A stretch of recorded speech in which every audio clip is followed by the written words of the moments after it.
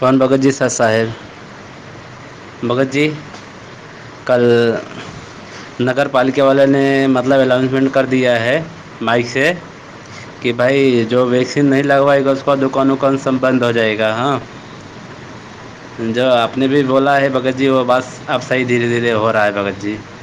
हाँ, परमात्मा ज्ञान अंदर से। हाँ भगत जी, कल अनाउंसमेंट कर दिए हैं, जो जो वैक्सीन लगवाएगा उसी का ही दुकान खुलेगा, उसके बाद नहीं खुलेगा, उसका मतलब जो नहीं लगवाएगा उसका नहीं खुलेगा। भगत जी यही सब बात है। दास, हम दास भी और हरिदास भी और जो एक भगत और भी हैं, तीनों भगत हम लोग ने कल वही बात करने चाहते थे रात को आपसे, लेकिन हम लोग ने बोला चलो अभी नहीं, बाद में बात करेंगे। तब तो भगत जी बस यही सब हो रहा है, अभी होने वाला है। भगत जी बस परमात्मा के लिए अभी दुकान भी बंद करना पड़ जाएगा, चल जाएगा भगत जी, मालिक की दया से अभी तो कोई दिक्कत नहीं है भगत जी। अब वो जब समय आएगा तो भगत जी दास को दुकान भी बंद करना पड़ जाएगा भगत जी, मालिक दया से। चलो कोई दिक्कत नहीं है भगत जी, परमात्मा के लिए हम लोग अभी संघर्ष करना ही पड़ेगा भगत जी। बस यही सब बात है भगत जी। और चलो हम लोग भी भगत जी भी, हम और हरिदास हो सकता है बाद में बात करें आपसे भगत जी। सच है भगत जी। बंदी छोड़ सतगुरु रामपाल जी महाराज जी की जय हो। परमपिता परमेश्वर जी की आप सभी प्यारी आत्माओं को मुझ पवन दास का सत्साई। सत्साई भगत जी, आपने जो सवाल किया है या आपकी जो शंका है या आपके सामने जो घटना घटित हुई है, उस आधार से आपने जो ऑडियो बनाई है कि भगत जी जहाँ मैं काम करता हूँ वहाँ पे जो भी वहाँ की जो व्यवस्था है, नगर पालिका है या नगर निगम वाले हैं, उन्होंने अनाउंसमेंट किया है कि जो भी व्यक्ति कोरोना की वैक्सीन नहीं लगवाएगा वो अपनी कोई भी दुकान नहीं खोल सकता, अर्थात उसका काम धंधा बंद है।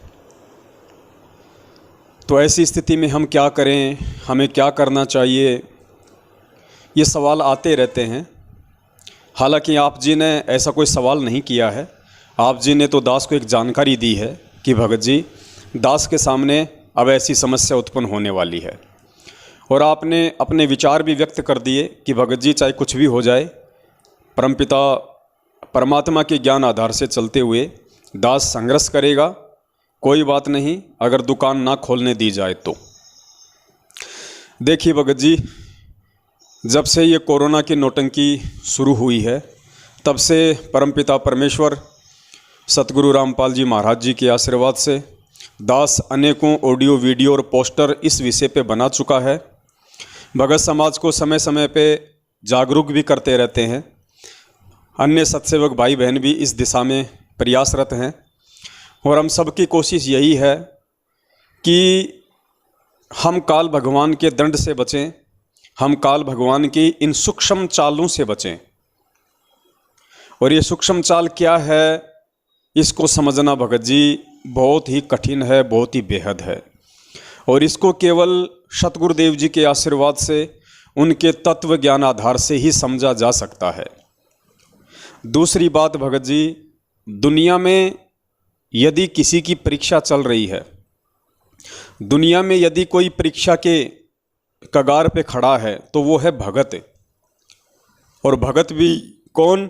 सतगुरु रामपाल जी महाराज जी का भगत। अन्य जितने भी लोग हैं देवी देवताओं की साधना में हैं, ब्रह्मा विष्णु महेश जी की साधनाओं में हैं, अन्य साधनाएं करते हैं, वो कहते तो अपने आप को भगत हैं, लेकिन वो भगत की श्रेणी में नहीं है, क्योंकि उन लोगों को ना तो भक्ति का पता है, ना धर्म का पता है, ना उनके अंदर धार्मिकता है, और ना उन्हें उन नियम और कायदे कानूनों का पता है जो भक्ति मार्ग में होती हैं। सुबह शाम वो माथे पे तिलक लगा के, नहा धो के अपने आप को एक बहुत अच्छा साधक, योगी, भगत, पंडित साबित करके आरती करेंगे, पूजा पाठ करेंगे, और 1 घंटे बाद आप देखना अपनी जेब से बीड़ी का मंडन निकाल के वहीं पिएंगे, लोगों को पिलाएंगे, गुटखा खैनी जर्दा खाएंगे, या मौका मिला तो यार दोस्तों के साथ में शराब पार्टी करेंगे, मांस मिट्टी भी खाते हैं। तो उन लोगों के लिए भगत जी कोई बाधा नहीं है। सरकार चाहे उन्हें वैक्सीन लगवाए, सरकार चाहे उन्हें अन्य किसी प्रकार की किसी भी चीज़ों के लिए बाध्य करे, वो लोग झुक जाएंगे, क्योंकि ना तो उन्हें विधान का पता है और ना भगत जी उनके पास में ऐसी कोई भक्ति है और ना ही उनका भगवान उनकी रक्षा करने में समर्थ है। तो वो लोग समय अनुसार चलते हैं। जैसे बिना पैंदे का लोटा होता है, उसको किधर भी लुढ़का लो वो उधर ही लुढ़क जाता है। लेकिन हम भगत हैं, परमात्मा ने हमारे को एक बॉटम दे दिया है, हमारे को परमात्मा ने एक पैंदा दे दिया है, हमारे को परमात्मा ने ज़मीन पे टिका दिया है ज्ञान आधार से, तत्व ज्ञान दे के। तो वर्तमान में भगत जी जो समस्याएं आ रही हैं वो चाहे किसी भी प्रकार की समस्या हों, हम चलिए वर्तमान में कोरोना वैक्सीन को लेके ही बात करते हैं कि कोरोना को लेके जो समस्या है, ये समस्या दुनिया वालों के लिए नहीं है। जो लोग आज इस वैक्सीन का विरोध कर रहे हैं, टीके का विरोध कर रहे हैं, सरकार का विरोध कर रहे हैं, जब कल को ऐसी कोई घटना घटेगी और उनके गले की हड्डी बन जाएगी, भगत जी वो लोग वैक्सीन भी लगवा लेंगे, वो लोग टीका भी लगवा लेंगे, वो लोग सरकार की चापलूसी करने में भी लग जाएंगे, क्योंकि उनका कोई पैंदा नहीं है। वो बोलते कुछ और हैं, वो करते कुछ और हैं। उनकी करनी और कथनी में रात दिन का अंतर होता है। लेकिन हम भगत हैं, वो भी सतगुरु के, सच्चे परमात्मा के। तो हमें भगत जी हर स्थिति में पहली बात तो सोच समझ के डिसीजन लेना पड़ेगा, सोच समझ के हमने एक निर्णय करना पड़ेगा और उस निर्णय आधार से हमने उस पर टिकना पड़ेगा। नहीं तो हम जगत वालों से भी गई गुजरी श्रेणी में गिने जाएंगे आने वाले समय में जब इतिहास लिखा जाएगा। तो दुनिया वालों के सामने कोई समस्या नहीं है, किसी भी प्रकार की कोई बाधा नहीं है। समस्या अगर आएगी, परेशानी अगर आएगी तो इस सच्चे परमात्मा सतगुरु रामपाल जी महाराज जी के सच्चे भक्तों के सामने आएगी, सच्चे शिष्यों के सामने आएगी। अब ये सच्चा शिष्य, सच्चा भगत जो शब्द दास ने यूज किया है, इसके भी एक कारण है, एक रीजन है, क्योंकि सतगुरु रामपाल जी महाराज जी की संगत में भी कुछ भगत नकली हैं तो कुछ भगत सच्चे हैं। जो सच्चे हैं वो सतसेवकों की गिनती में हैं और जो नकली भगत हैं वो सतलोक आश्रम मैनेजमेंट हरियाणा की गिनती में हैं। उन लोगों को भी जगत वालों की तरह कोई बातें नहीं है, सरकार चाहे उन्हें कुछ भी करने को कहे, वो लोग बिना पैंदे की लोटे की तरह लुढ़क जाएंगे। हाल ही सरकार ने जो कोरोना वैक्सीन के लिए जब बाध्य किया थोड़ा बहुत, तो सतलोक आश्रम मैनेजमेंट हरियाणा जो नहीं चाहता कि इस परमात्मा की जो बगिया है, जो पेड़ के जो फूल हैं वो खिलें, वो उन्हें मुरझा देना चाहता है। और वही काम उन लोगों ने किया। सतगुरु रामपाल जी महाराज जी का नाम लेके उनके आदेश की आड़ में इन्होंने एक पीला पर्चा संगत में निकाल दिया और उसमें लिख दिया, गुरुजी की तरफ से लिखा हुआ संगत को बताया कि बच्चों ये जो सरकार है ये कुछ भी गलत नहीं करती है, सरकार हमेशा अपने देशवासियों के भले की सोचती है और कोरोना का टीका जो है सभी लोग लगवा रहे हैं, इसमें कोई बुराई नहीं है, आप भी लगवा लो। ऐसा आदेश इन्होंने उस परम संत के नाम से पारित कर दिया जिसका इस आदेश से 36 का आंकड़ा है। और मंदबुद्धि भक्तों ने लाखों की संख्या में उस पीले पर्चे वाले संदेश को अपने गुरु का आदेश समझ के उसको स्वीकार भी कर लिया और कोरोना की वैक्सीन भी लगवाई और सोशल मीडिया पे अपनी वीडियो भी वायरल की, अपनी फ़ोटो भी वायरल की। आने वाले समय में वो किस श्रेणी में गिने जाएंगे वो तो इतिहास ही इस बात का निर्णय करेगा। तो भगत जी हमने उन नकली भक्तों से हटके हमने परमपिता परमेश्वर के सच्चे भक्तों की श्रेणी में रहना है, सच्चे भक्तों की काउंटिंग में हमारे को रहना है। और सच्चा भगत बनने के लिए भगत जी सत्य की राह पे चलने के लिए आप यकीन मानना आपके सामने वो सभी परेशानियां, सभी दुख, सभी दर्द, सभी तकलीफ़ें आएंगी जो आज आपका सच्चा सतगुरु वहन कर रहा है, सहन कर रहा है, वो आपको भी सहन करनी पड़ेंगी। क्योंकि ब्लेड से चाहे बच्चे का हाथ कटे चाहे बड़े का हाथ कटे भगत जी उसको दर्द वैसा ही होगा। तो सत्य की राह पे चलने वालों को दुख सहन करने पड़ेंगे, चाहे गुरु हो चाहे उसका शिष्य हो। तो यहाँ दुविधा जगत वालों के सामने नहीं है, यहाँ दुविधा भगत समाज के सामने नहीं है। अगर दुविधा है तो केवल सतसेवकों के सामने है, सतगुरु रामपाल जी महाराज जी के सच्चे सेवकों के सामने है। अब भगत जी ध्यान रखना,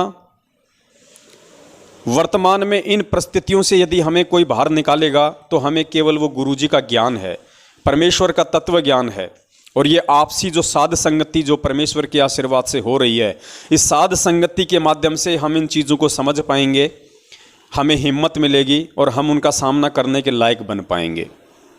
तो दो बातें हैं भगत जी वर्तमान में, जो कोरोना वैक्सीन के लिए सरकार जिस तरीके से फोर्स कर रही है।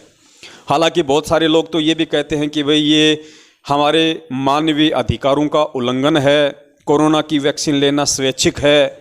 लेकिन भगत जी हमने इन चीज़ों से हटके सोचना पड़ेगा। यहाँ कोई मानव अधिकार नहीं है, यहाँ कोई स्वतंत्रता नहीं है, यहाँ कोई मौलिक अधिकार नहीं है, यहाँ कोई ऐच्छिक और स्वैच्छिक नहीं है। ये काल भगवान का लोक है। परमात्मा कहते हैं वो डॉक्यूमेंट्स में तो काम पूरा रखता है, बिल्कुल सही रखता है, लेकिन नीचे नीचे काम सारे उल्टे करता है। परमात्मा कहते हैं ना, सत का राज धर्म राय कर ही अपना किया सबे दंड भरी। वो कहता है कि परमात्मा मैं तो सत का राज कर रहा हूँ, जो जैसा कर्म करेगा वैसा ही दंड दूंगा। तो गुरुदेव ने कहा कि डॉक्यूमेंट्री तो वो बिल्कुल कंप्लीटली एज इट इज रखता है पूरी फाइल को, लेकिन नीचे नीचे लोगों को में प्रेरणाएं करके और उनको पूरी तरीके से भ्रमित भी रखता है। तो भगत जी ये काल भगवान का लोक है, हम 21 ब्रह्मांड में हैं वर्तमान में, और यहाँ जो ये मौलिक अधिकार, ऐच्छिक, स्वैच्छिक स्वतंत्रता, अभिव्यक्ति की स्वतंत्रता, ये स्वतंत्रता, वो स्वतंत्रता, वो अधिकार, ये अधिकार, ये सारी की सारी चीज़ें भगत जी संवैधानिक हैं, खाली डॉक्यूमेंट्री हैं। धरातल पे इनका कोई लेना देना नहीं है। आप यहाँ पे एक बंधक हो, आप यहाँ पे एक मजदूर हो, आप यहाँ पे एक नौकर हो सरकार के। इस चीज़ को हमने भूलना नहीं चाहिए। तो दो बातें हैं भगत जी वर्तमान में कोरोना वैक्सीन को लेकर जो दुविधाएं हो रही हैं। सबसे पहला तो ये है कि काल भगवान की तरफ से हमारे को जितना हो सके उतने परेशान किया जाएगा, क्योंकि काल भी अपने स्तर का अंतर्यामी है। अंतर्यामी मतलब वो भी महसूस कर सकता है, क्योंकि हर प्राणी के शरीर में वो मन रूप में विद्यमान है। वो उस हलचल को, उस गतिविधि को, उस सोच को महसूस कर सकता है कि ये व्यक्ति किस दिशा में जा रहा है। और जो परमपिता परमेश्वर होते हैं वो होते हैं कंप्लीटली अंतर्यामी। वो काल के मन की भी बात जानते हैं, जो काल ने सोची भी नहीं है, हम लोगों ने सोची नहीं है, वो उसके बारे में भी जानते हैं। लेकिन जो काल भगवान है वो उन बातों तक नहीं पहुंच सकता। इसलिए अंतर्यामी यहाँ पे दोनों को कहा गया है, लेकिन उनके अंतर्यामी पने में रात दिन का अंतर है। तो काल भगवान हमारे दिमाग में जो हलचल होती है, जो सोच हमारी होती है, उसको महसूस ये कर सकता है, क्योंकि मन रूप में हर आत्मा के साथ में है, हर शरीर के साथ में है। तो ये वर्तमान में जो इसके खिलाफ आत्माएं जा रही हैं, 21 ब्रह्मांड से बाहर निकलने की भक्ति जो आत्मा कर रही हैं, ये उनको भ्रमित करने की पुरजोर कोशिश करेगा, उनको परेशान करने की पुरजोर कोशिश करेगा। तो भगत जी वर्तमान में ये जो घटनाएं घट रही हैं, सरकार के द्वारा जो ये अनाउंसमेंट करवाया जा रहा है, या पुलिस प्रशासन के द्वारा जो माइक से अनाउंसमेंट किए जा रहे हैं कि अगर आप कोरोना की वैक्सीन नहीं लगवाओगे, टीके नहीं लगवाओगे, अपना सर्टिफिकेट नहीं दिखाओगे, तो आपको अपने व्यापारिक प्रतिष्ठानों पे नहीं बैठने दिया जाएगा, आपकी सारी सरकारी सुविधाएं आपकी बंद कर दी जाएगी, आपके बच्चों को स्कूल में नहीं एडमिशन दिया जाएगा, तमाम तरह की बातें जो आप सुनते हैं। तो भगत जी ये तो अपना काम करेगा, क्योंकि ये नहीं चाहेगा कि मेरा भोजन यहाँ से निकले। ये किसी भी तरीके से जीव को अपना ग्रास बनाएगा, ये परेशान करेगा। अगर आप भगत हो तो आपको परेशान होना पड़ेगा, आपको परेशानियां दी जाएंगी जानबूझ के काल भगवान के द्वारा। दूसरी तरफ होगा क्या भगत जी? अब इसका दूसरा पहलू है कि हम सतगुरु की शरण में हैं, हम समर्थ की शरण में हैं, हम परमेश्वर के बच्चे हैं, हम परमेश्वर के भगत हैं। तो हमने यहाँ पे इस बात को भी नहीं भूलना चाहिए कि समर्थ का जो पंजा है वो हमारे शीश पे है। समर्थ हमारी परीक्षा ले रहा है। मोला बैठा मोर्चे, परमात्मा की जो वाणी है, मोला बैठा मोर्चे देखे यम की भेड़, 12 कोटि यम दूत जहां वहां एक नाम की खैड़। तो परमात्मा भगत जी हमारी परीक्षा ले रहा है। उन्होंने हमें जो इतना ज्ञान दिया है, हमें इतने समाधान बताए हैं, हमारे को जो इतना उन्होंने एक मनोबल दिया है, काल भगवान की चाल से, उसके जाल से बचने और निकलने की जो हमें परमात्मा ने विधियां बताई हैं, शंकाओं के समाधान बताए हैं, तो उस आधार से अब हमने इन चीज़ों से खुद ही लड़ना पड़ेगा। इन संघर्षों का सामना करना पड़ेगा। काल भगवान के द्वारा पैदा की जा रही इन समस्याओं से हमने खुद लड़ना पड़ेगा, परमेश्वर के ज्ञान को आधार बना के और परमेश्वर को आधार बना के कि भगवान दूर नहीं है, भगवान धरती पे प्रकट है, मेरे सतगुरु के रूप में है, मैं समर्थ की शरण में हूँ, मैं टूट नहीं सकता, मैं झुक नहीं सकता, मैं संघर्ष करूँगा। मेरा पिता हरदम मुझे देख रहा है, वो मेरी परीक्षा ले रहा है कि मेरा बच्चा मेरे कितने दाव पेच सीख पाया है, कितना काल भगवान और उसकी चाल उसके एजेंटों से लड़ने के लायक हुआ है, कितना सक्षम हुआ है। तो पीठ पीछे गुरुदेव खड़े हैं, ये बात भी हमने भूलनी नहीं चाहिए। तो परमात्मा हमारी परीक्षा ले रहा है। अब ये परीक्षा क्या है भगत जी, आप इस चीज़ को थोड़ा समझने का प्रयास कीजिए। मैं तो ये कहूँगा कि सरकार ने जो ये कोरोना वैक्सीन का टीका इस तरीके से जो कंपलसरी किया है या कर रहे हैं, धीरे धीरे हम लोगों को डरा के धमका के, जो भी उनकी प्लानिंग है, वो क्या करना चाहते हैं क्या नहीं करना चाहते हैं, वो लोगों को जानबूझ के इस तरह से मार के और डीपॉपुलेशन के नाम पे गेम खेल रहे हैं, जनसंख्या को नियंत्रण करना चाहते हैं, या काल भगवान की कोई चाल है, जो भी है वो आप लोग अच्छे से जानते हैं अगर आप भगत हैं तो। लेकिन ये हमारा परम सौभाग्य है कि परमपिता परमेश्वर हम हीरों की परख कर रहे हैं। हमें इस बात की खुशी होनी चाहिए कि मुझे उस परमपिता परमेश्वर ने इस लायक समझा कि वो मेरी परीक्षा ले रहा है। दुनिया में लाखों की भीड़ है, अरबों खरबों की भीड़ है, उनकी तो कोई परीक्षा नहीं हो रही। आप चंद सत्सेवकों की परमात्मा परीक्षा क्यों ले रहा है? तो ये आपको अपने भाग्य पे आपको नाज होना चाहिए, आपको अपनी किस्मत को सराहना चाहिए कि सतगुरु ने अरबों खरबों की जनसंख्या में से हम कुछ सत्सेवक भाई बहनों को चुना है और चुन के परमात्मा उन हीरों की परीक्षा ले रहा है, उनकी परख कर रहा है कि मेरे हीरे कितने चमकीले हुए हैं, कितने चमकदार हुए हैं, कितने मजबूत हुए हैं। तो अब सबसे बड़ी जो बात है भगत जी समझने की वो ये है कि परमात्मा हमारी ये परीक्षा ले रहा है कि ये बच्चे मेरे साथ सतलोक जाने के लिए कितने तैयार हुए हैं, यानी सतलोक जाने के लिए अभी ये बच्चे कितने तैयार हुए हैं। कैसे भगत जी, अभी यदि वो परमपिता परमेश्वर सतगुरु रामपाल जी महाराज आप जी के समक्ष आके या आप जी को किसी आश्रम में बुला के कहीं भी कैसी भी स्थिति में अगर वो आपसे कहें कि बेटा चलो सतलोक चलते हैं, तो भगत जी विचार करना, क्या आप आज वर्तमान में सतलोक जाने के लिए तैयार हो? क्या आप सतलोक जाने की स्थिति में हो?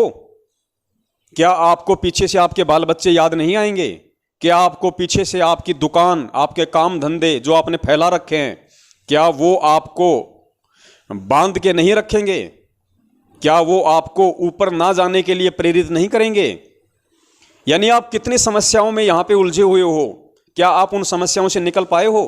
क्या आप उन बंधनों से गुरुदेव के ज्ञान आधार से अपने आप को छुड़वा पाए हो? आज अगर गुरुजी आ जाएं और ये कहें कि बेटा चल सतलोक चल, क्या आप जानने को तैयार हो? क्या आपके मन में एक सेकंड के लिए भी अपने बच्चों के जो प्रति जो प्यार है या जो चिंता है कि बच्चे छोटे हैं, बच्चे क्या करेंगे, काम धंधा कोई सेट है नहीं, कैसे खाएंगे, इतना बड़ा परिवार है, अभी तो मैंने दुकान में 5 लाख रुपए इन्वेस्ट किए हैं, अभी तो उसका मूल धन भी नहीं चुकाया गया, ब्याज बाकी पड़ा है, वो कौन चुकाएगा, बच्चे कहाँ से चुका देंगे, अभी तो मुझे भैंस लेके आनी है, ये तमाम जो बातें हैं भगत जी, जो भगत जिस तरह से अपने व्यावसायिक साधनों में उलझा हुआ है, जिन जिन सामाजिक और पारिवारिक समस्याओं में उलझा हुआ है, क्या आप उन सभी समस्याओं से अपने आप को मुक्त करवा पाएं? तो ये सारी की सारी जो परीक्षाएं हैं वो परमात्मा आज हमारी ले रहा है।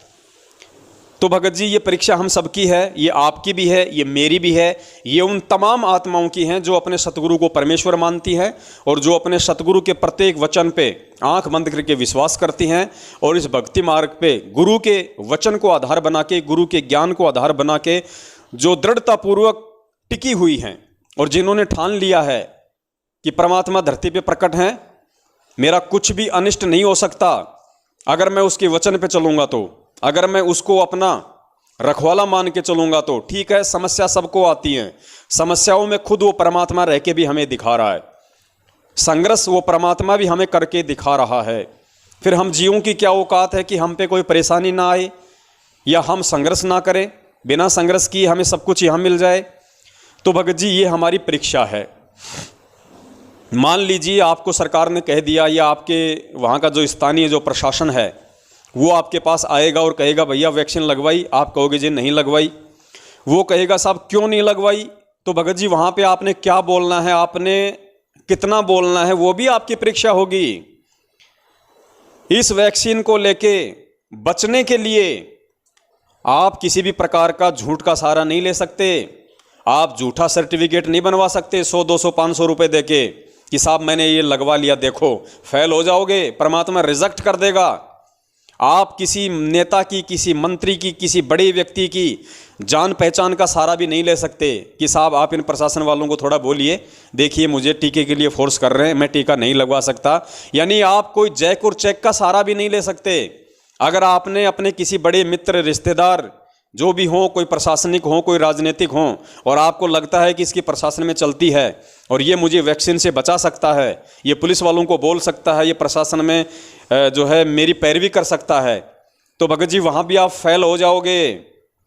अगर आपसे आपका स्थानीय प्रशासन या कोई भी व्यक्ति आके जो प्रशासन में है, जिसको सरकार की तरफ से ड्यूटी दी गई है कि इनको चेक करो टीका लगा कि नहीं लगा, नहीं लगवाया है तो इनके साथ में ये करो वो करो, जैसे भी उनके नियम हैं, वो आपसे आके पूछेगा भाई आपने लगवाई वैक्सीन, आप क्या कहोगे?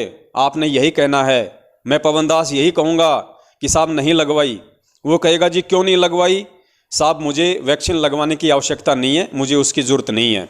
क्यों ज़रूरत नहीं है? साहब मैं एक आध्यात्मिक आदमी हूँ और मैं भक्ति करता हूँ और मैं परमपिता परमेश्वर का मैं भगत हूँ, मुझे उस भक्ति पे और अपने भगवान पे मुझे विश्वास है।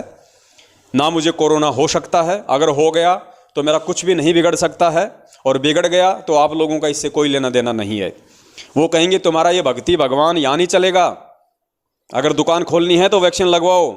आप हाथ जोड़ के कहिए भाई साहब देखिए, मैं जिस आध्यात्मिकता से मैं जुड़ा हुआ हूँ और जिन नियमों के अंदर मैं हूँ, उन नियमों के अंतर्गत मैं वैक्सीन नहीं लगवाऊंगा, मैं वैक्सीन नहीं लगवा सकता। अब आप जिस सरकार की नौकरी कर रहे हैं उसके अनुसार आपके जो भी रूल्स एंड रेगुलेशन हैं, आप अपनी ड्यूटी कीजिए, मैं अपने सतगुरु के प्रति, अपने भगवान के प्रति मेरी ड्यूटी कर रहा हूँ। आप उनको ये कह दीजिए, आप वो उसके बाद जो भी आपके ऊपर कार्रवाई करें उनको करने दो। क्या करेंगे? आपकी दुकान बंद करवाएंगे?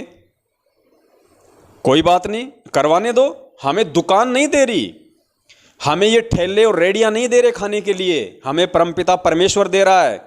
ये ठेले, ये रेडियां, ये टेम्पू जिन पे हम काम करते हैं, जिन दुकानों में हम काम करते हैं, ये तो खाली एक साधन है।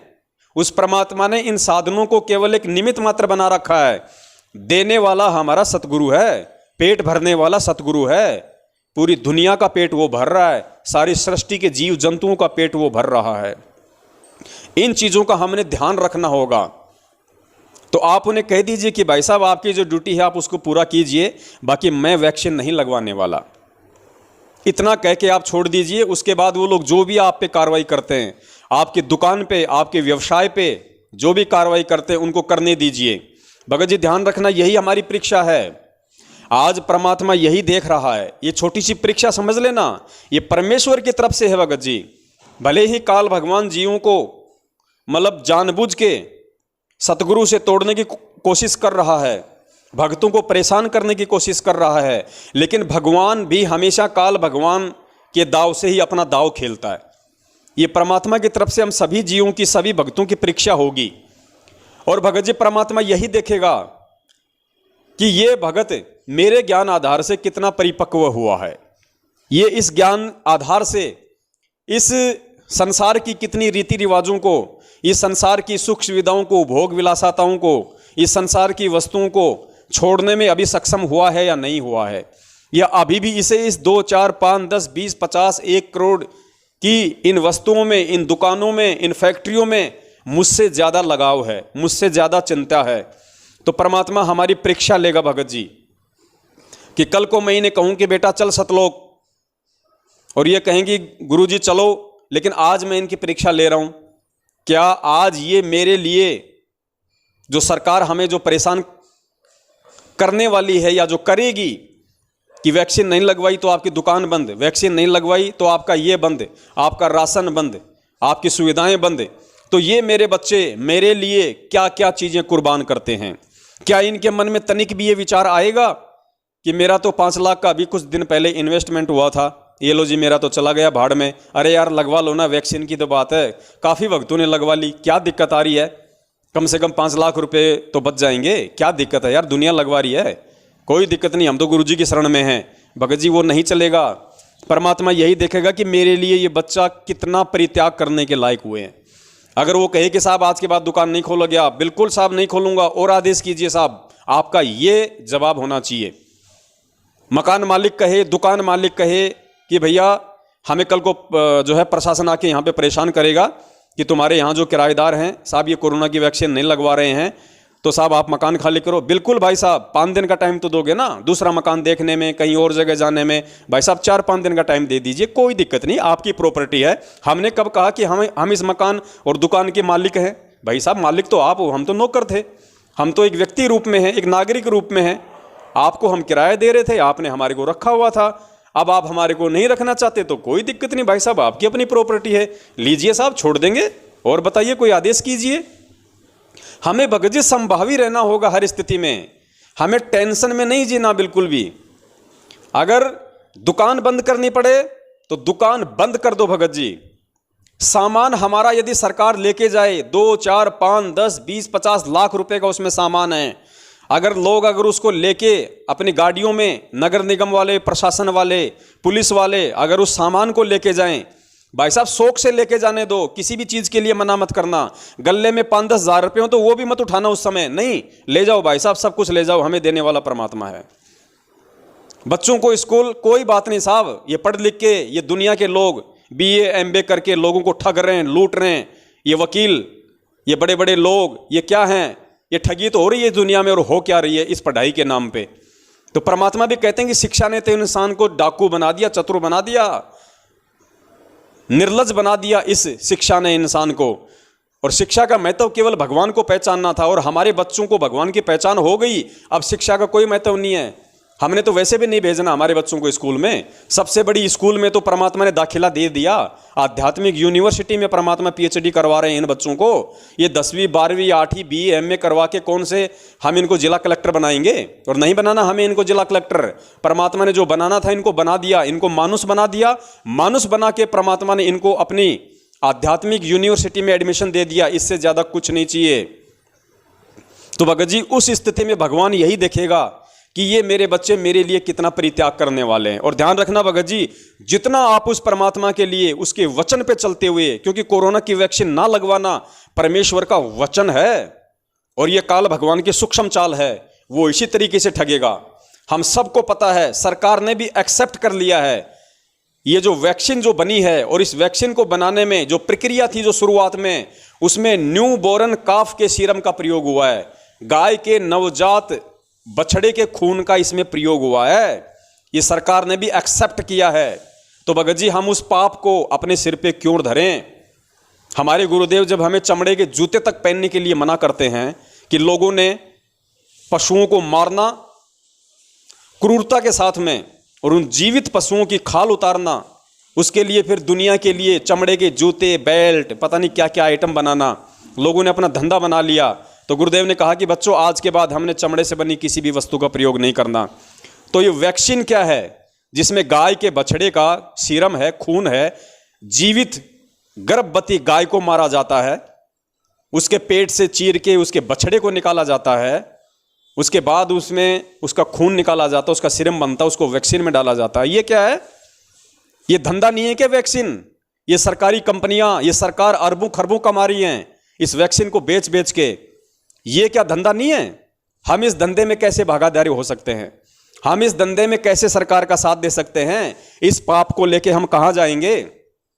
और हर चीज के लिए सतगुरु नहीं कहेगा, सतगुरु ने ज्ञान दे दिया, मानव जन्म आपको प्राप्त है, ऊपर से परमेश्वर ने आपको बुद्धि और तत्व ज्ञान दे दिया, आगे आपको खुद सोच समझ के चलना पड़ेगा। तो भगत जी ये हमारी परीक्षा होगी सतगुरु वचन पे चलते हुए। और हमने 1 सेकंड के लिए भी नहीं सोचना है कि मेरी दुकान बंद हो रही है, मेरे लाखों का सामान जा रहा है, कुछ नहीं सोचना।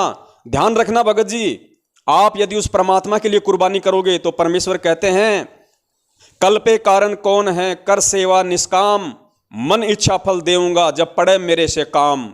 और परमात्मा कहते हैं जै तू चाले एक कदम मैं चालूं कदम 60, जै तू हो जा काठ का मैं हो जाऊं लोहे की लाठ।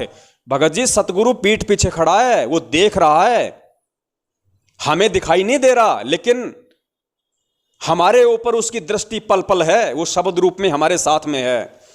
और आज हम जितना उस परमेश्वर के लिए परित्याग कर देंगे, और वैसे भगत जी हमारा है भी क्या, गुरुदेव ने समझा तो दिया, हमारा है भी क्या। आज से पहले जो लोग सम्राट थे, चक्रवर्ती राजा थे, जिनका पूरी देश और दुनिया पे शासन था, वो खाली हाथ गए। सिकंदर जैसे खाली हाथ गए, अशोक जैसे खाली हाथ गए, अकबर जैसे खाली हाथ गए। और ये मंत्री प्रधानमंत्री ये बन बन के 5-5 साल 10-10 साल के लिए ये खाली हाथ चले जाते हैं। अंत में इनकी कुत्ते वाली मौत होती है, दुर्गतियां।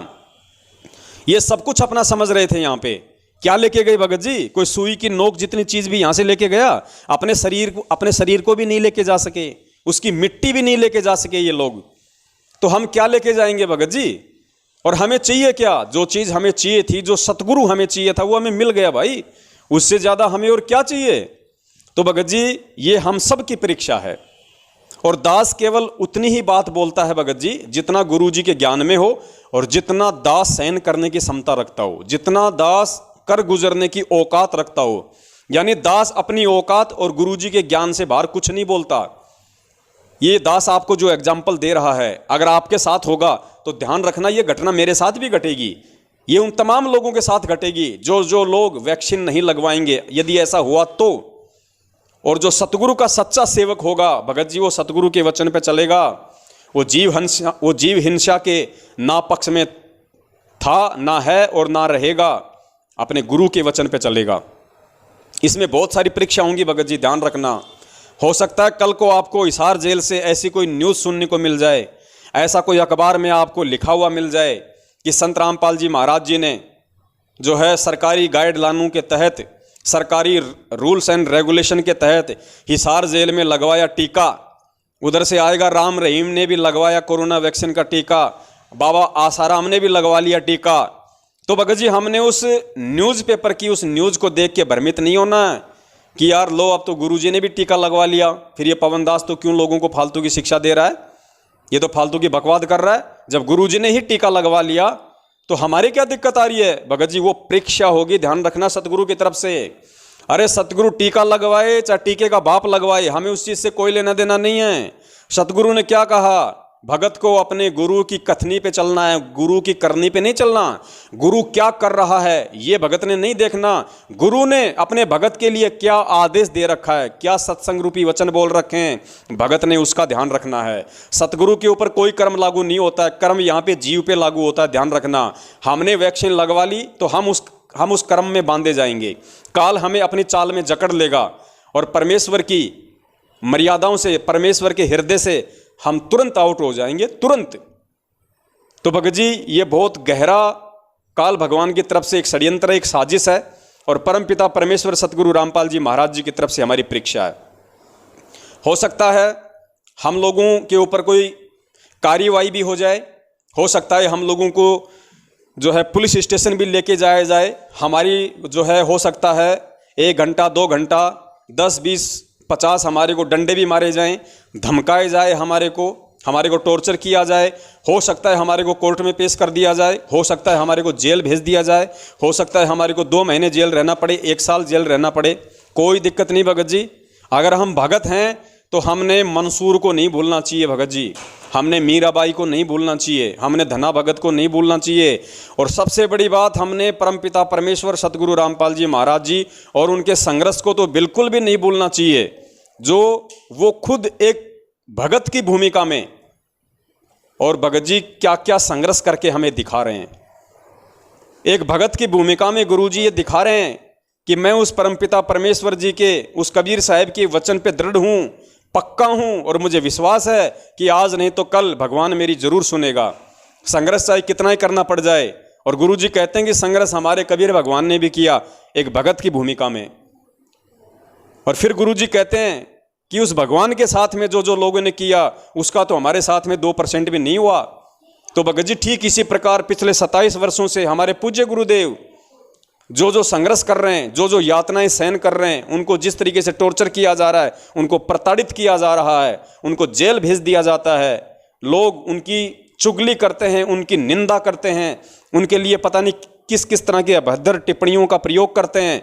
तो भगत जी हमने उन तमाम चीज़ों को ध्यान में रख के भक्ति मार्ग पे चलना होगा, तभी हम टिक पाएंगे कि हमारे गुरुदेव ने जो संघर्ष किया है, जो कर रहे हैं वर्तमान समय तक, हम तो उसका 1% भी नहीं कर रहे।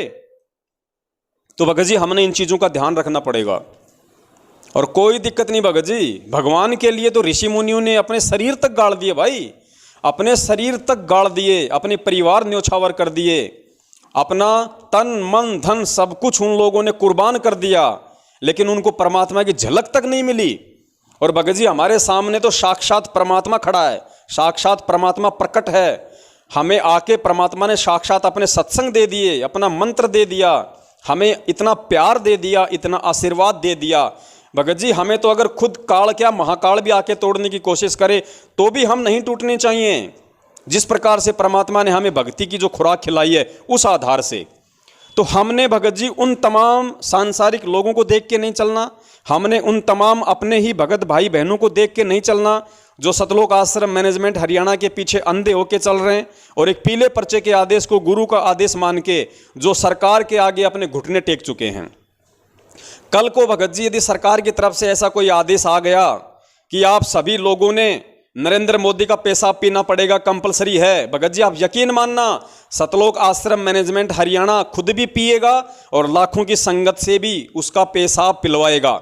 ये पीला पर्चा निकाल देगा कि कोई दिक्कत नहीं, ये पीला पर्चा पेशाब भी पीला होता पी लो, और गुरुजी का आदेश है, उसमें लिख दिया जाएगा गुरुजी की तरफ से कि कोई बात नहीं बच्चों, नरेंद्र मोदी कौन सा दूसरे लोक का प्राणी है, ये भी तो उसी परमात्मा की आत्मा है, कोई नहीं बच्चों पी लो इसका पेशाब, कोई फर्क नहीं पड़ता। और लाखों मंदबुद्धि लोग उसका पेशाब पिएंगे अमृत समझ के, जैसे आज कोरोना की वैक्सीन लगवा रहे हैं। तो भगत जी हमने उन लोगों के पीछे नहीं चलना। अगर आप भगत हो, सतगुरु के सेवक हो, आपकी परीक्षा होगी, ध्यान रखना। धीरे बोलो। आप अपना तन मन धन अपने सतगुरु के प्रति समर्पित कर दो भगत जी। जब तक हम हैं ठीक हैं, अच्छी बात है, जब तक हम काम धंधा कर रहे हैं गुरुदेव के आशीर्वाद से कर रहे हैं, परमात्मा की दया से कर रहे हैं, और कल को यदि विपरीत परिस्थितियां पैदा हो गई तो भगत जी ये ना सोचना कि ये क्या हो गया, ये सोचना कि गुरुजी देख रहे हैं, परमात्मा परीक्षा ले रहा है। काल चाहे कुछ करे, हमें कोई मतलब नहीं उन चीज़ों से, उसका काम तो सदा ही जीवों को परेशान करने का रहा है, जीवों को तोड़ने का रहा है, गधे कुत्ते सुअर बनाने की तरफ अग्रसर करने का रहा है। लेकिन हम सतगुरु के सेवक हैं। अब इस भक्ति मार्ग में आने के बाद यदि हमारे नियम और मर्यादा ठीक हैं, यदि हम गुरु को परमात्मा मान चुके हैं, तो भगत जी चाहे कैसी भी समस्या आ जाओ, कैसा भी संकट आ जाओ, हमने भगत जी हर स्थिति में उन संकटों का अपने गुरुदेव को ध्यान में रखते हुए, अपने पूज्य गुरुदेव के तत्व ज्ञान को आधार बना के हर समय 24 घंटे हमने उन संघर्षों का सामना करने के लिए तैयार रहना है। तो 1% भी नहीं घबराना। अगर कोई सतगुरु का सेवक है तो चाहे आपको किसी भी प्रकार से प्रताड़ित किया जाए, आपको यातना दी जाए, आपने कहीं कोई गुहार नहीं लगानी, किसी से भीख नहीं मांगनी आपने।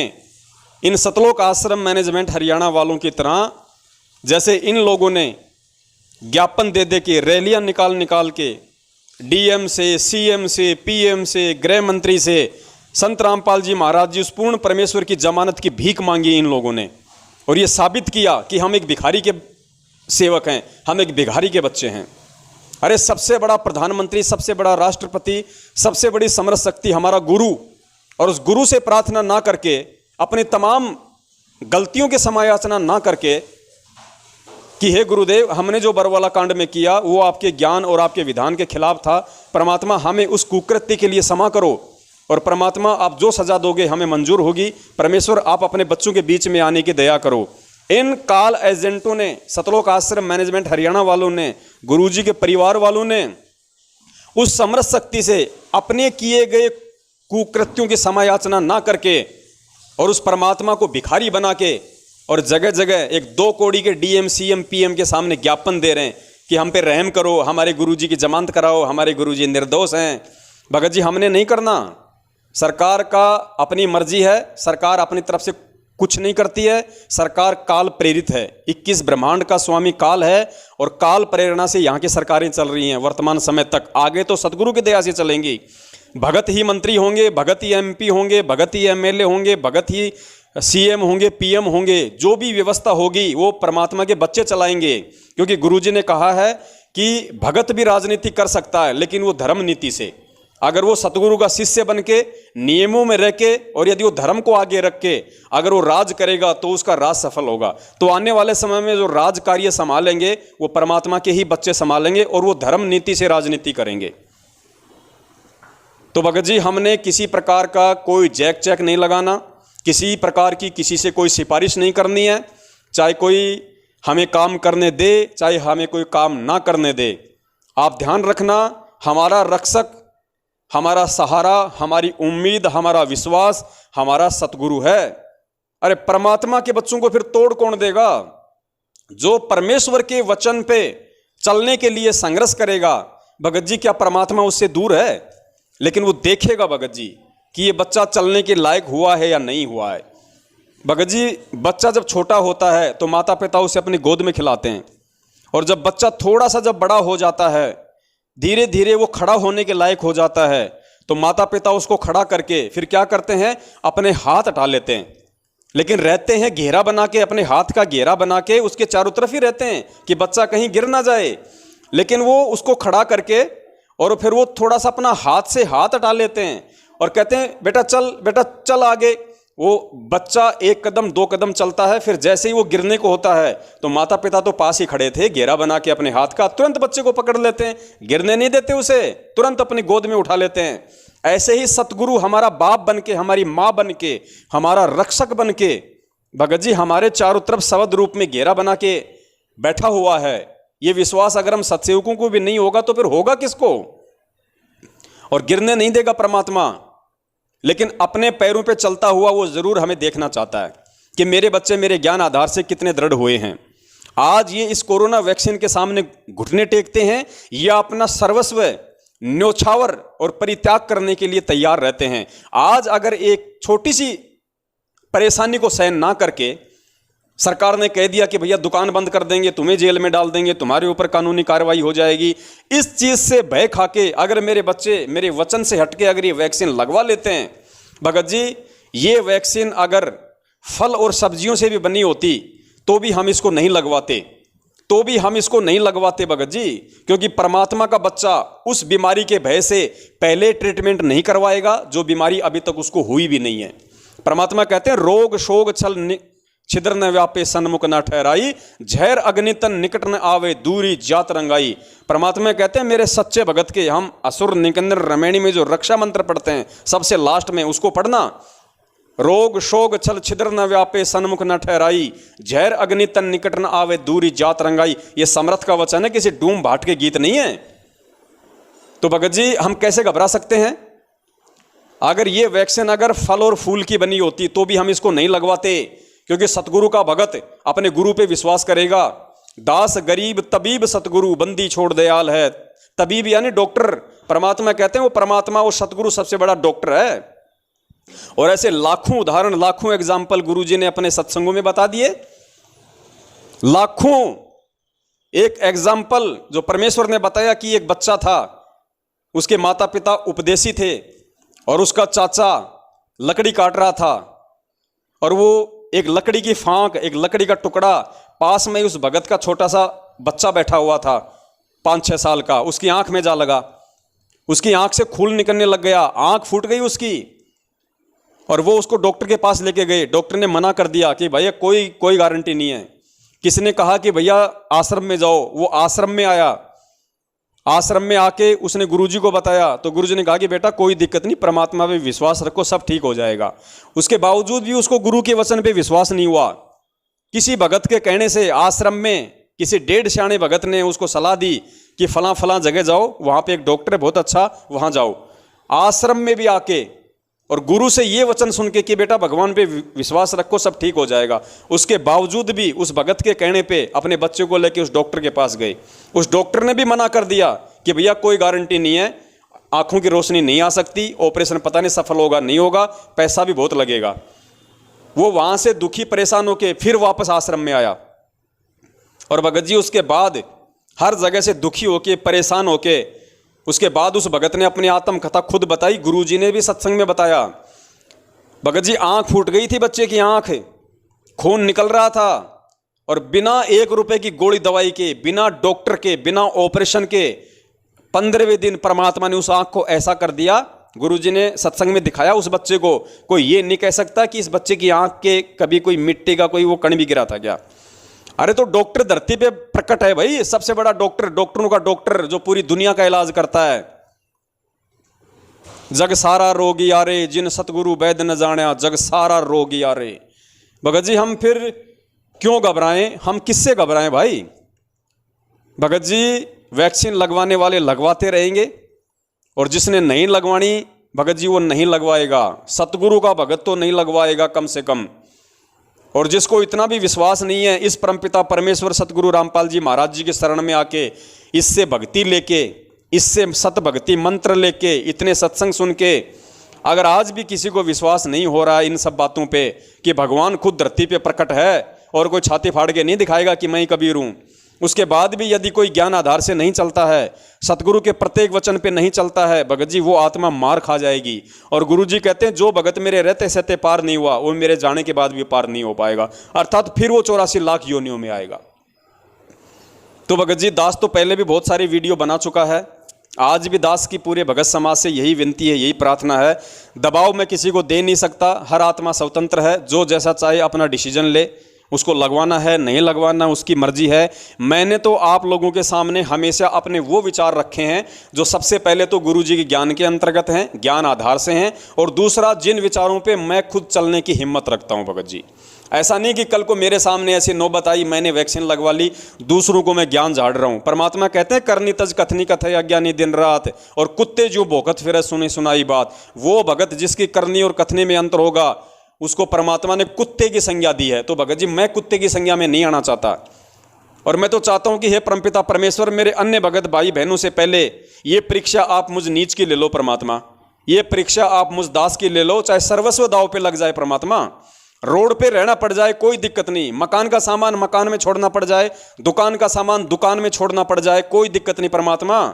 दुनिया रोडों पे सोती है, दुनिया रोडों पे रहती है, दुनिया रोड पे बैठ के खाती है। हम कौन से परमात्मा कोई विशेष लोक से आए हुए हैं? हम भी तो इसी 21 ब्रह्मांड के प्राणी है, और आपके नाम के साथ तो परमात्मा रोड पे भी सो जाएंगे तो कोई दिक्कत नहीं है, भगवान तो साथ में है।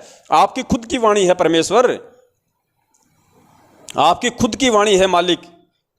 एक वाणी है परमपिता परमेश्वर जी की कि नाम सहित बेवतन भला, नाम सहित बेवतन भला, जो दर दर मांगे भीखा, और क्या हुआ छत्र की छाया चाले, यो राजपाट दिल्ली का।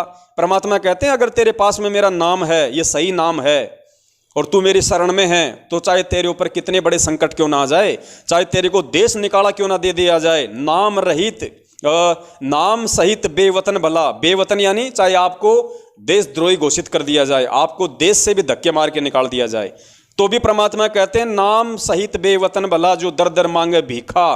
दर दर भीख मांगने का जो है मतलब है अपनी समस्याओं में रह के, विपत्तियों में रह के अपना गुजारा करे, अपने परिवार वालों का गुजारा करे। हालांकि हाथ में कटोरा मांग के भीख मांगने की नौबत परमात्मा नहीं आने देगा, और चाहे किसी भगत पे कैसे भी आपत्ति आ जाए, अगर वो मर्यादा में है और परमेश्वर उसकी परीक्षा ले रहा है, काल उसको परेशान कर रहा है, भगत जी वो भीख नहीं मांगेगा, वो भूखा मरना स्वीकार करेगा। हाथ में कटोरा लेके सतगुरु का भगत भीख नहीं मांग सकता। सतगुरु का भगत किसी लंगर में जाके लाइन में लग के खाना नहीं मांगेगा। सतगुरु का भगत भूखा मर जाएगा लेकिन अपने गुरु के वचन पे रहेगा। और परमात्मा कहते हैं कि फिर भगवान कौन सा दूर है, परमात्मा पीठ पीछे खड़ा है। अरे जब राजा हरिश्चंद्र अपने सत पे और अपने इष्ट भगवान विष्णु जी का जो भगत था, और जब उसकी परीक्षा देवताओं ने ली, और जब देवताओं ने उसको विश्वामित्र को चुना इस काम के लिए, तो नारद जी ने आके क्या कहा पता है उन सभी देवी देवताओं को, उनको कि भैया तुम ये व्यर्थ की कोशिश कर रहे हो, तुम ये व्यर्थ की कोशिश कर रहे हो। वो जो राजा हरिश्चंद्र है ना, वो भगवान विष्णु का सेवक है, और भगवान के विष्णु का सेवक इतना कमजोर नहीं होता कि वो तुम्हारे तोड़ने से टूट जाएगा। उसके बाद सारे देवी देवता भगवान विष्णु के पास में गए और उनसे कहा कि भगवान राजा हरिश्चंद्र का हम सत डिगाने की कोशिश कर रहे हैं, वरना परमात्मा मुझ इंद्र की गद्दी चली जाएगी। तो इंद्र ने कहा कि भाई देख लो, बेशक तुम कोशिश कर लो। भगवान विष्णु ने कहा कि बेशक तुम कोशिश कर लो, लेकिन वो मेरा भगत है, वो टूटेगा नहीं। अरे जब भगवान विष्णु को अपने भगत पे इतना विश्वास, और एक राजा हरिश्चंद्र को जो काल तक की भक्ति करता था उसको अपने इष्ट पे इतना विश्वास, अरे हम तो पूर्ण ब्रह्म परमेश्वर के भगत हैं, हम तो सतगुरु के शिष्य हैं, हमें कितना विश्वास होना चाहिए, राजा हरिश्चंद्र से भी सैकड़ों लाखों गुना ज्यादा। और उसके बाद क्या हुआ, उस राजा हरिश्चंद्र पे कैसी कैसी आपत्तियां आई, कैसी कैसी दिक्कतें आई, आप और हम सोच भी नहीं सकते। उसका बच्चा कहाँ, उसकी औरत कहाँ, वो खुद क्या नौकरी कर रहा है, उसकी औरत जो रानी थी वो कहाँ पानी के मटके भर रही है, उसके बच्चे को सांप ने खा लिया, उसकी औरत पे डाकण यानी चुड़ैल होने के आरोप लगे। और अंत में नौबत ऐसी आ गई कि वो जिसकी नौकरी करता था उसके आदेश से उसने अपनी ही औरत की तलवार से गर्दन काटने का आदेश हुआ। और अपने वचन पे दृढ़ रहते हुए जैसे ही राजा हरिश्चंद्र ने अपनी औरत का शीश तलवार से काटने के लिए उठाया और काटने वाला था, पीछे से भगवान विष्णु ने आके उसकी तलवार पकड़ ली। और राजा हरिश्चंद्र ने कहा कि भगवान छुपने से काम नहीं चलेगा, सामने आओ, बहुत हो गई ये लुका छिपी, सामने आओ कौन हो। फिर सामने भगवान विष्णु आए। तो पुण्यात्माओं, हम तो सतगुरु की शरण में हैं, ये तो विष्णुओं का विष्णु है भाई, लेकिन हमें विश्वास हो तब ना, हमें विश्वास हो तब ना कि मेरा गुरु कौन है, मेरा सतगुरु कौन है, तब ये बात बनेगी। क्योंकि राजा हरिश्चंद्र को विश्वास था त्रिलोकी भगवान विष्णु के ऊपर, और विश्वास था तो वो हर संभव हर परिस्थिति से वो गुजर गया, हर संघर्ष किया उसने, हर प्रकार की समस्याओं का उसने सामना किया, क्योंकि उसको विश्वास था कि मैं भगवान की शरण में हूं और मेरा भगवान इतना कमजोर नहीं है जो वक्त आने पे मेरी रक्षा ना करे, मेरी सहायता ना करे। तो भगत जी, हमें कितना विश्वास होना चाहिए अपने सतगुरु पे, और हमारा सतगुरु कौन है ये हमें पता है भगत जी, हमें पता है। तो बड़े भाई, कैसी भी नौबत आ जाए, कैसी भी परिस्थिति आ जाए, सतगुरु का सेवक नहीं टूट सकता, सतगुरु का सेवक नहीं झुक सकता। बाकी जो नकली भगत हैं, जो सतगुरु के अपने आप को शिष्य भी कहते हैं और मर्यादाओं में भी नहीं चलते हैं, उन्हें कोई पेशाब पीने के लिए कहे तो वो भी पी लेंगे, वैक्सीन लगवाने के लिए कहे तो वो भी लगवा लेंगे, राजनीति करने के लिए कहे तो वो भी कर लेंगे, बीजेपी कांग्रेस करने के लिए कहे तो वो भी कर लेंगे, गुंडों की सीबीआई जांच का समर्थन करने के लिए कहा जाए तो वो भी कर लेंगे, कुपात्रों को ज्योति पाठ दान का पैसा देने के लिए कहा जाए तो वो भी कर लेंगे, बेवजह किसी को गुरुद्रोही कहने का डंका बजाने की कहेंगे वो भी कर लेंगे। हम सतगुरु के भगत हैं भगत जी, हमने हर संभव अपने सतगुरु को प्रसन्न करना है। हम कुछ गिनी चुनी आत्माएं हैं इस धरती पे वर्तमान में, जिनके पीछे सतगुरु एक उम्मीद बांधे बैठा है कि हाँ, कोई तो है मेरा जिसके लिए मैं आया था, कम से कम मैं खाली हाथ तो नहीं जाने वाला, कम से कम मैं खाली हाथ तो नहीं जाऊंगा। कुछ आत्माएं तो हैं जो मेरे वचन पे दृढ़ हैं, अटल हैं, वो मंसूर की तरह अपना शीश कटवा लेंगी, अपने शरीर का एक एक अंग अंग कटवा लेंगी, लेकिन वो मेरे वचन से पीछे नहीं हटेंगी। तो भगत जी, ध्यान रखो, परमेश्वर धरती पे हैं, हमारा रक्षक है। और भगत जी, अगर संघर्ष का सामना भगत नहीं करेगा तो कौन करेगा? अगर परीक्षा भगत की नहीं होगी तो होगी किसकी भाई? अरे जगत तो सुबह क्या बोल देता है, शाम को क्या बोल देता है, उसकी कौन परीक्षा लेगा? उसकी क्या परीक्षा होगी? जिनका कोई स्टैंड नहीं है, जिनका कोई पैंदा नहीं है, उनकी कौन परीक्षा लेगा? क्या उनकी परीक्षा होगी? वो सुबह तो भगत बन जाते हैं, शाम को जो है वो मुर्गे खाते हैं, उनकी कौन परीक्षा लेगा? क्या उनकी परीक्षा होगी भगत जी? आज छोटी जेल में बैठ के आज परमात्मा हम 21 ब्रह्मांड रूपी इस बड़ी जेल में बैठे कैदियों की यही तो रहनी करनी देख रहा है। 27 साल से ज्ञान किस लिए दिया परमात्मा ने? अचार डालने के लिए थोड़ी दिया था। आज उस ज्ञान को काम में लेने का समय है भगत जी। ऐसे समय में, ऐसे धर्म संकट की स्थिति में, ऐसे ही दुविधा वाली स्थिति में परमात्मा कहते हैं बच्चों मेरे ज्ञान को आधार बनाना पड़ेगा। हम रोज नित्य नियम में पढ़ते हैं परमात्मा की एक वाणी को। परमात्मा कहते हैं जय तैने सूझे नहीं तो शब्द साखी सुन ले, साखी भूत संगीत है जासे लाओ ने। परमात्मा कहते हैं अपने भगत को कि हे भगत, अगर तेरे सामने ऐसी कोई धर्म संकट वाली स्थिति पैदा हो जाए, तेरे सामने ऐसी कोई दुविधा उत्पन्न हो जाए, तो परमात्मा कहते हैं किसी और की मत सुनना, ना मेरे भाई की सुनना, ना मेरे बाप की सुनना, ना मेरी माँ की सुनना, ना किसी भगत की सुनना। परमात्मा कहते हैं जय तैने सूझे नहीं। सूझे, सूझे एक हरियाणी शब्द है। सूझने का मतलब होता है अगर तुझे कुछ भी साफ साफ दिखाई नहीं दे रहा है, तू कोई निर्णय करने में समर्थ नहीं है, उसको कहते हैं जय तैने सूझे नहीं। तो परमात्मा कहते हैं शब्द साखी सुन ले, मेरे सत्संग सुन, मेरी वाणियां सुन, मेरी साखियां सुन, उनको आधार बना। जय तैने सूझे नहीं तो शब्द साखी सुन ले, और साखी भूत संगीत है जहां से लाओ ने। ये मेरी जो साखियां है ना, ये भूत संगीत, यानी ये तेरी हर समस्या का समाधान है। देख ले उन उदाहरणों को जो भूतकाल में जो घटित हो चुके हैं, उन महापुरुषों के जीवन को देख, उन महान भक्तों के जीवन को देख, जिनके सामने समय समय पे ऐसी परिस्थितियां आई थी, और वो आत्माएं मेरे सत्संगों को आधार बना के, मेरी वाणियों को आधार बना के, मेरे ज्ञान को आधार बना के उन्होंने स्वयं ही इन समस्याओं का समाधान निकाला, जिनका आज तुम रोज अपनी इस पवित्र जिह्वा से नाम लेते हो। तो भगत जी, आज यदि हम उस परमेश्वर के वचन पे ठीक उसी तरीके से टिके रहेंगे, दृढ़ता के साथ में, विश्वास के साथ में, जैसे वो आत्माएं टिकी हुई थी जो पहले के समय में थी, जिनका परमात्मा जिक्र करते हैं, एक उदाहरण के रूप में हमारे सामने पेश करते हैं, हमें हिम्मत बढ़ती है।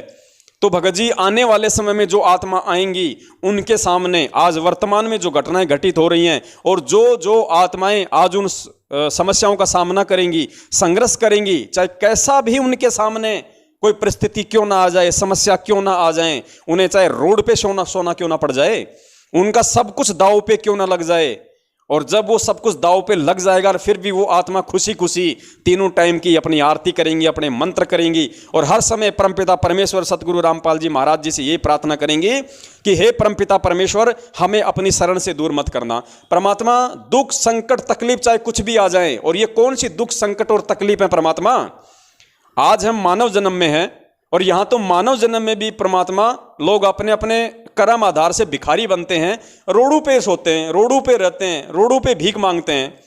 और चलो मानव जन्म की छोड़ो परमात्मा, 84 लाख योनियों में कौन सा हमें कोई चारपाई पे सुलाता है, कौन सा हमें कोई एसी में सुलाता है। एक कुत्ते का जीवन देख लो, कहाँ खाता है, कहाँ सोता है, क्या करता है, कौन उसके नाखून काटता है, कौन उसको नहलाता है, कौन उसके बालों में कंघी करता है।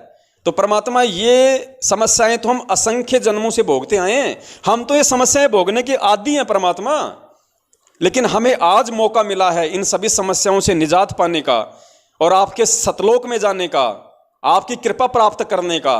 तो परमात्मा, आज हम इस दाव को क्यों चूकें, और आज भी यदि हम चूक गए तो परमात्मा फिर से वही गधे कुत्ते सूअर की योनि प्राप्त करके फिर वो समस्या हमारे सामने आएंगी, तब भी तो हमें सहन करनी पड़ेंगी।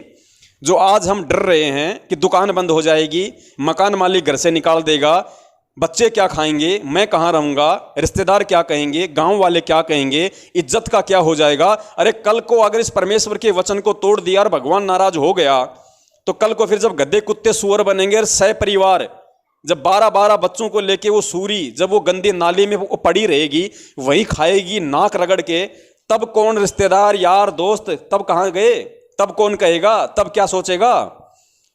तो उन समस्याओं से निकलने के लिए अगर हमें आज इस मानव जन्म में कुछ समय के लिए या आगे का सारा जीवन भी यदि हमने दुखों में निकालना पड़े, यदि हमने परेशानियों में व्यतीत करना पड़े, हमने संघर्ष करते हुए व्यतीत करना पड़े, तो भी पुण्यात्माओं, आप इस बात की खुशी मनाना कि आप अपने गुरुदेव को प्रसन्न कर रहे हो, आपका गुरु आपसे राजी हो रहा है, और आप अपने सतलोक जाने वाले वीजा पे मोहर लगवा रहे हो। मोहर, असली मोहर ये होती हैं, बिना संघर्ष के सतलोक नहीं मिलेगा। और संघर्ष ये काल भगवान पता नहीं किन किन तरीकों से करवाएगा, और परमात्मा उन संघर्षों में अपने भगत की परीक्षा लेगा, और हमेशा अपने भगत के साथ में रहेगा, हमेशा अपने भगत के साथ में रहेगा।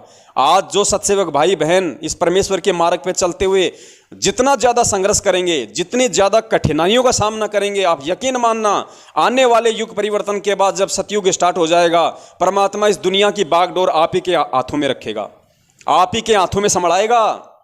क्योंकि पुण्यात्माओं, जब माता पिता कहीं बाहर चले जाते हैं तो घर की चाबी या घर की तिजोरी की चाबी अपने समझदार बच्चों को देके जाते हैं, और आध्यात्मिक क्षेत्र में समझदार बच्चे वो हो जाते हैं जो अपने माँ बाप को समझ जाते हैं, जो अपने गुरु को समझ जाते हैं, अपने सतगुरु की पहचान कर लेते हैं, और ज्ञान आधार से अच्छे भरे बुरे में निर्णय करने के लायक हो जाते हैं।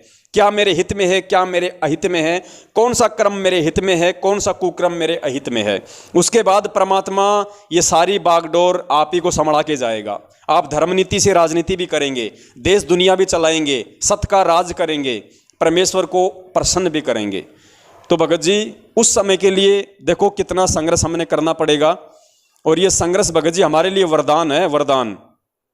आज जैसे कोई भगत ये कहता है ना, अरे भैया, अरे तेरे ऊपर जो ये दुख टूटा है ना, ये तो तेरे लिए एक वरदान है, जो तुझे परमात्मा मिल गया, तुझे परमात्मा की शरण मिल गई। अगर तेरे ऊपर ये दुख तकलीफ नहीं आती तो तुझे भगवान भी नहीं मिलता। आज तुझे गुरुजी भी याद नहीं आते, तेरे ऊपर दुख था तो तुझे भगवान याद आया और तुझे गुरुजी मिल गए, भगवान मिल गए। तो पुण्यात्माओं, आज ये जो संघर्ष हैं, जो समस्याएं हैं, जिनका हम सामना करेंगे, और सामना करने के आप और हम लायक नहीं हैं, आप और हमारी औकात नहीं है कि हम कर सकें।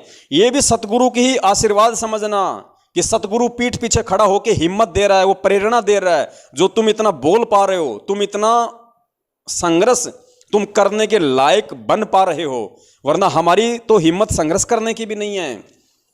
तो कल को पुण्यात्माओं ये संघर्ष हमारे लिए वरदान साबित होंगे, सतलोक जाने के लिए, सतलोक के लिए वरदान साबित होंगे। और संघर्ष में ही भगत निखरता है। अरे जब दुख आएंगे, तकलीफ आएंगी, संघर्ष का समय आएगा, संकटों का दौर आएगा, तभी तो भगत की पहचान होगी कि ये भगत है भी या नहीं है। हमेशा मौज होती रही तो क्या पता चलेगा ये ज्ञान आधार से चल रहा है कि ये ऐसे चल रहा है। संकटों में, दुख में, परेशानियों में, समस्याओं में तो भगत की पहचान होती है कि उसने कितना गुरु के ज्ञान को आधार बनाया है, कितना उसको अपने गुरु पे विश्वास है, कितना अपने गुरु के सत्संगों पे उनको विश्वास है। तो भगत जी हम भगत हैं, हमने हर स्थिति में संभावी रहना है, चाहे दुख आए चाहे सुख आए, बशर्ते अपनी मर्यादाओं को हमने ठीक रखना है। कोई मर्यादा अगर ऊट पटांग हो रही हो तो परमपिता परमेश्वर को दंडवत प्रणाम करके समयाचना करना। और जिस दिन आप परमपिता परमेश्वर जी से समयाचना करते हो, वैसे तो संध्या आरती में हम समयाचनाएं करते हैं, फिर भी आपको लगता है कि कहीं कोई त्रुटि हो सकती है तो गुरुदेव को दंडवत करके समयाचना करना कि परमेश्वर दास पे मेहरबानी रखना, दास आपकी शरण में है परमात्मा, जाने अनजाने में इस दो कौड़ी के जीव से कोई गलतियां हो जाए तो क्षमा करना परमात्मा। मेरा जानबूझ के कोई भी गलतियां करने का मकसद नहीं होता है। तो हमने पल पल परमात्मा से समयाचना भी मांगते रहनी है, क्योंकि काल भगवान का लोक है।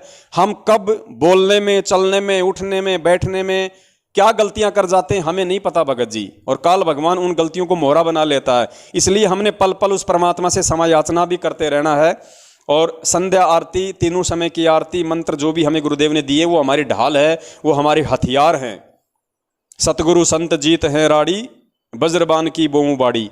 तो हमारा जो वज्रबान है, हमारे जो हथियार हैं वो गुरु जी का तत्व ज्ञान है। हमने इन्हीं हथियारों के साथ में हमने लड़ना है। और हमारी जो मर्यादा हैं, बाउंड्री हैं, वो गुरु जी के नियम हैं। नियम में रहेंगे तो भगत जी हम ढंग से हम संघर्ष भी कर पाएंगे और परमात्मा भी हमारी पल पल रक्षा करेगा। तो भगत जी घबराना नहीं हर स्थिति में, डरना नहीं हर स्थिति में। हमारा क्या जाएगा जो हमारा था, हम नंगे आए थे नंगे जाएंगे, कुछ भी नहीं लेके आए भगत जी। ये शरीर भी परमात्मा ने माँ के पेट में बनाया था, हम कोई सह शरीर थोड़े आए हैं। और ये जब जाएंगे तो शरीर भी यही मिट्टी हो जाएगा। ना ये बच्चे साथ में जाएंगे, ना ये गाड़ी घोड़े दुकान साथ में जाएंगी। तो परमात्मा हमारी परीक्षा ले रहा है भैया कि कल को सतलोक चलने के लिए अभी से ये कितना तैयार हुआ है। आज अगर ये एक छोटी सी कोरोना वैक्सीन के डर से, अपनी मकान दुकान, अपनी इज्जत के डर से यदि ये पीछे हट रहा है, तो कल को सतलोक क्या खाक जाएगा? ये क्या खाक जाएगा? अंतिम समय में क्या खाक छोड़ेगा ये? उस समय कहेगा जी मेरी तो जी भैंस ब्याणी है, मेरे तो जी बच्चे छोटे छोटे हैं, मेरे तो जी दुकान को कोई संभालने वाला नहीं है, फिर क्या खाक सतलोक जाएगा? जो आज संघर्ष नहीं कर पाएगा वो कल कुछ नहीं कर पाएगा। और कोई ये ना सोचे अरे बुढ़ापे के बाद तो कोई दिक्कत नहीं, सब समस्याओं से छुटकारा मिल जाएगा, बस फिर तो एक ही मकसद रहेगा सतलोक चलना है। ये इस भूल में मत रह जाना। परमात्मा कहते हैं जो जो बुढ़ापा बढ़ेगा, तूने ज्ञान को आधार नहीं बनाया और अभी से संघर्ष नहीं किया, अभी से तूने अगर वो रिहर्सल नहीं की, तो बुढ़ापे में तो ये काल भगवान ज्यादा मोह ममता पैदा कर देता है। छोटे छोटे पोते दिखाई देंगे, फिर दोइते दिखाई देंगे फिर हैं। और बाप के लिए बच्चा चाहे 50 साल का हो जाए, वो बच्चा ही दिखाई देता उसको। वो सोचता कि कहीं काम ना बिगाड़ दे। गुरुजी ने वो कहानी नहीं सुनाई हमें, वो बूढ़ा मर रहा था और मरते मरते वो कुछ ऐसा बोल रहा था हूँ, तो बच्चों ने सोचा हो सकता है शायद बाप ने कहीं कोई पैसे वासे सोना चांदी कोई छुपा रखा हो, बताने की कोशिश कर रहा हो और जुबान बाप की जो है कुछ बोल नहीं पा रही। तो उनको पता था कि पड़ोस के गांव में एक डॉक्टर है, वो ऐसा इंजेक्शन लगाता है, 500 रुपये लेता है, आदमी एक बार तुरंत बोलने लग जाता है।